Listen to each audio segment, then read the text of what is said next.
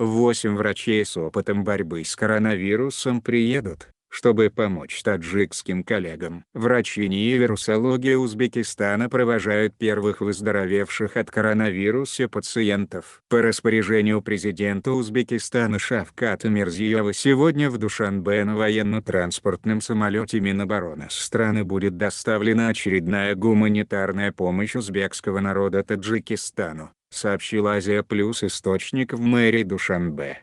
По его словам, военно-транспортный самолет из Ташкента в Душанбе доставит 10 аппаратов ИВЛ, медикаменты, медицинские защитные халаты, перчатки, респираторы.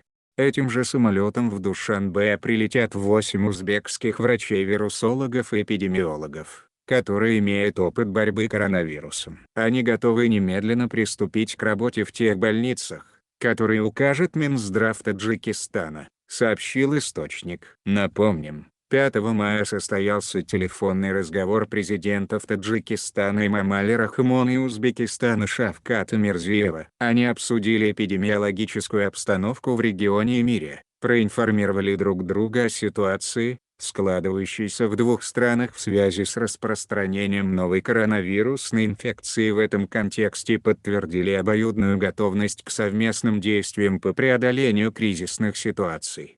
В Таджикистане по состоянию на вечер 7 мая число случаев заражения коронавирусной инфекцией достигло 461 человека, в Узбекистане достигло 2269.